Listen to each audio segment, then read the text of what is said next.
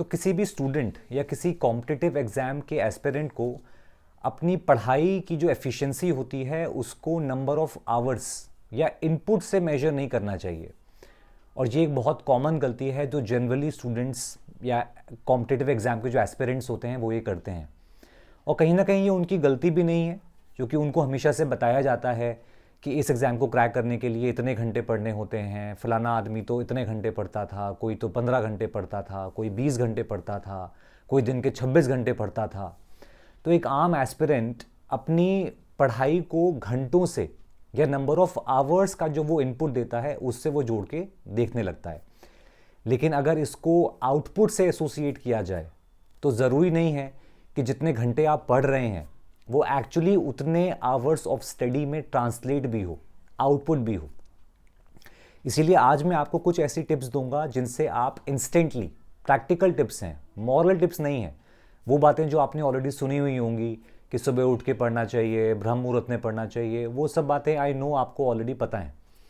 लेकिन कुछ ऐसी चीज़ें जिनको अप्लाई करने से आप अपना इंस्टेंटली पढ़ाई की एफिशिएंसी को, अपने आउटपुट को या अपने ब्रेन की अपनी जो कॉग्निटिव कैपेसिटी है, जो कॉग्निटिव अलर्टनेस है, उसको आप इंस्टेंटली एनहांस कर सकते हो। अब आप मुझे बताना कि इनमें से कितनी बातें आपको लॉजिकल लगती हैं और कितनी बातें आप फॉलो कर पाए। ठीक है, मैं आपको 4 या 5 बातें बताऊंगा और क्या इन बातों ने आपको हेल्प किया या नहीं किया। अब देखो, ये सारी जो मैं टिप्स आपको दूंगा ये मेरी अपनी स्टूडेंट लाइफ, जो कि बहुत लंबी स्टूडेंट लाइफ रही है, as a student, as aspirant, then as a PhD scholar and now as a teacher. तो जो मेरा खुद का अपना एक्सपीरियंस रहा है as a student and as a teacher, ये वो बातें हैं, ये कोई कहीं से पढ़ी हुई या कहीं लिखी हुई बातें नहीं हैं। अच्छा, तो मैंने डेलिबरेटली ये वीडियो 4-5 दिन डिले के बाद रिकॉर्ड किया है नए साल स्टार्ट होने के, क्योंकि नए साल के शुरुआत में हम बहुत जोश में रहते हैं, एक्साइटमेंट में रहते हैं, लेकिन जनरली जोश में लिए गए जो फैसले होते हैं या जो रिजोल्यूशंस होते हैं वो बहुत ज़्यादा लंबे समय तक टिकते नहीं हैं। तो आप बताइए, आपने 1 जनवरी को कुछ शायद रिजोल्यूशंस बनाए होंगे, कुछ प्रण किया होगा, तो कितने वो रिजोल्यूशंस आप फॉलो कर पा रहे हो इन 5 दिनों में? इसीलिए मैंने सोचा कि पहले जो शुरुआती जोश होता है वो ठंडा हो जाए, उसके बाद मैं आपको बताऊंगा कि इस साल 2026 में आप कैसे अपनी पढ़ाई की एफिशिएंसी को इंक्रीज़ कर सकते हो, कैसे अपने माइंड की जो कॉग्निटिव कैपेसिटी है, जो मेंटल कैपेसिटी है, उसको कैसे मैक्सिमम यूटिलाइज कर सकते हो। अब देखो, हर इंसान की जो मेंटल स्ट्रेंथ होती है वो अलग अलग होती है, एवरीबडी हैज़ डिफरेंट IQ, तो वो तो हम चेंज नहीं कर सकते। लेकिन जो भी हमारी क्षमता है, जो हमारी पोटेंशियल है, कम से कम उसको तो हम फुल्ली यूटिलाइज करें ना। तो उसके लिए मैं आपको कुछ बातें बताऊंगा। तो पहली बात जो आपको समझनी है कि हमारा ब्रेन कोई मशीन नहीं है, राइट? वो एक ऑर्गन है, ह्यूमन ऑर्गन है, तो वो हर समय अपनी मैक्सिमम ऑप्टिमम कैपेसिटी पे काम नहीं कर सकता। तो आपको पढ़ाई के लिए ऐसा करना है कि आपका माइंड हमेशा अपनी ऑप्टिमम कैपेसिटी पे काम करे, तभी आपकी पढ़ाई का आउटपुट जो है वो जो आप चाहते हो वो निकलेगा। तो पहला काम जो आपको समझना है वो ये कि आपकी जो भूख है, जो पेट है, जो आप खाना खाते हो, वो आपको पेट के लिए नहीं खाना है। अब आप कहोगे सर ये क्या बात हुई, खाना तो पेट भरने के लिए खाते हैं। नहीं, अगर आप स्टूडेंट हो, आपका लाइफ में कोई मकसद है, आप किसी कॉम्पिटिटिव एग्जाम की तैयारी कर रहे हो, तो आपका खाना खाने के पीछे जो मकसद है वो पेट भरने का नहीं हो सकता। So you have to eat not for your stomach, you have to eat for your mind. क्या मतलब? अकॉर्डिंग टू साइंटिफिक स्टडीज हमारा माइंड ऑप्टिमम कैपेसिटी पे तब काम करता है जब हम वेल हाइड्रेटेड हों, बॉडी में पानी का जो है कोई कमी नहीं होनी चाहिए। दूसरा, हमारी बॉडी में शुगर का जो लेवल है वो बहुत ज़्यादा अप एंड डाउन नहीं होना चाहिए, मतलब there should be stable blood sugar. And second, third is वो खाना खाना जो इजीली डाइजेस्ट हो सकता है, विच मीन्स अगर आप बहुत ज़्यादा शुगरी फूड खाते हो, बहुत ज़्यादा ऑयली फूड खाते हो, हैवी खाते हो, स्टोमक पूरा भर के खाते हो, तो आपका बहुत सारा जो बॉडी का सारा सिस्टम है, सारा जो ब्लड का जो फ्लो है, वो सारा इंगेज हो जाता है उस खाने को डाइजेस्ट करने में। That means the flow of blood to your brain will reduce and that will adversely affect the capacity of your brain। तो पहली बात, खाना खाना है माइंड के लिए, विच मीन्स लाइट फूड खाना है, ऑयली फूड को अवॉइड करना है, शुगरी फूड को अवॉइड करना है, तभी आपका माइंड अपनी ऑप्टिमम कैपेसिटी पे काम करेगा, राइट। सेकंड बात, बहुत से बच्चे स्पेशली विंटर्स में वो क्या करते हैं, वो अपनी पर्सनल हाइजीन को बहुत इग्नोर करते हैं। बट रिमेंबर, पर्सनल हाइजीन का भी आपकी मेंटल अलर्टनेस, कॉग्निटिव अलर्टनेस और आपकी कैपेसिटी से लिंक होता है। तो ये बात आपको शायद सुनने में अजीब लगेगी, लेकिन what I can challenge you is कि नेक्स्ट 1 वीक या 10 डेज अपनी पर्सनल हाइजीन को इंप्रूव करिए। जैसे आप एक रेगुलर फ्रीक्वेंसी पे अपनी बेडशीट चेंज करिए, अपना पिलो कवर चेंज करिए, लड़के हैं तो शेविंग करना, ये सारी चीज़ें अगर आप 1 वीक करके देखो और फिर मुझे बताना कि क्या इन सब चीज़ों का आपके मूड पे इम्पैक्ट आता है, क्या आपके माइंड के अलर्टनेस पे इसका इम्पैक्ट आता है, क्या आप अंदर से बेटर फील करते हो, पढ़ाई का आपका मन करता है, एज कंपेयर टू कि आप बिल्कुल ही अपनी पर्सनल हाइजीन मेंटेन नहीं करते हो।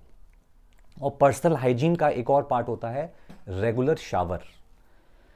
शावर लेने से क्या होता है, हमारी बॉडी कूल डाउन होती है, बॉडी टेम्परेचर ड्रॉप होता है, मेंटल अलर्टनेस इंक्रीज होती है, हमारा मूड इंप्रूव होता है, राइट। और ये सारी चीज़ें हमें मेंटली और अलर्ट बनाती हैं।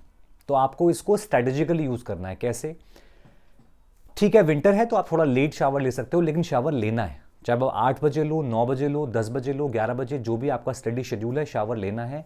और उसके तुरंत बाद आपको वो सब्जेक्ट उठाना है जो सबसे इंपॉर्टेंट है या जिसमें आपको इंटरेस्ट नहीं है।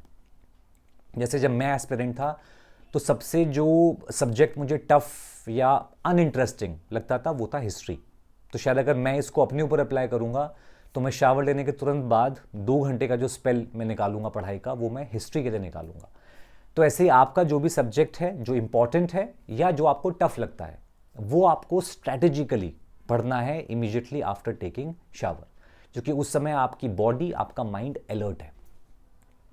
चौथी बात, पढ़ाई करने के स्पेल कितने लंबे होने चाहिए? क्या आपको एक बार में 3 घंटे 4 घंटे पढ़ना चाहिए? नहीं, ऐसा नहीं है। द मोस्ट ऑप्टिमम टाइम जो आपको पढ़ना चाहिए वो होगा 90 मिनट्स, दैट मीन्स 1.5 घंटा। उससे ज़्यादा भी नहीं, उससे कम भी नहीं। उससे कम क्यों नहीं? अगर आप बहुत छोटे स्पेल्स में पढ़ते हो तो you will not be able to achieve something called as flow state. आपने नाम सुना है फ्लो स्टेट का? जिन लोगों ने सुना है आप बताइएगा, कमेंट करिए कि नाम सुना है और क्या मतलब है। जिन लोगों ने नहीं सुना है आप सर्च करना है इसको इंटरनेट पर, what is flow state. Flow state हमारे माइंड की वो स्टेट होती है जब हम किसी भी काम में इतना डीपली इमर्स हो जाते हैं, इतना डीपली डूब जाते हैं कि हमें टाइम का हिसाब नहीं रहता, we lose track of time, right. तो वो फ्लो स्टेट आने में, जैसे मैं कोई पढ़ाई कर रहा हूँ या जो एथलीट्स होते हैं, बड़े बड़े एथलीट्स, स्पोर्ट्स पर्सन्स, वो अपने मैच में, अपने मैच की परफॉर्मेंस में इतना इमर्स हो जाते हैं कि उन्हें कोई चीज़ दिखाई सुनाई नहीं देती। ऑडियंस हैं, लोग चिल्ला रहे हैं, क्राउड है, शोर आ रहा है, दूसरे कॉम्पिटिटर्स हैं, उस सब से वो कहीं और निकल जाते हैं, जो कि वो अपनी परफॉर्मेंस में, उस पल में, उस मोमेंट में इतना इमर्स हो जाते हैं, इतना डूब जाते हैं। तो वो फ्लो स्टेट आने में टाइम लगता है। तो ऐसा नहीं ना कि मैं पढ़ने बैठा और 2 मिनट के अंदर मैं डूब गया, ऐसा नहीं हो सकता। तो उसमें 15-20 मिनट, आधा घंटा, 45 मिनट्स लगते हैं उस डेप्थ को हासिल करने में, उस गहराई में उतरने में। इसलिए आपको बहुत कम नहीं पढ़ना है। अगर आप बहुत ज़्यादा पढ़ते हो, मतलब 2 घंटे, 3 घंटे, 4 घंटे एक स्पेल में, तो उससे भी आपकी जो कॉग्निटिव मेंटल अलर्टनेस है वो ड्रॉप होती है। तो क्या करना है, 90 मिनट्स के स्पेल बनाने हैं।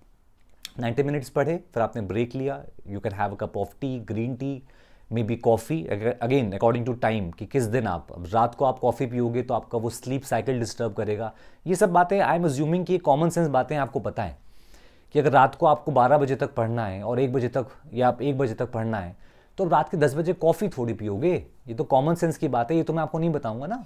कॉफ़ी आपको पता है ना क्या चेंजेस करती है फिजियोलॉजिकल आपकी बॉडी के अंदर? वो आपका हार्ट रेट पंप करती है, राइट, आपकी बीट्स पर मिनट जो है वो बढ़ जाती हैं।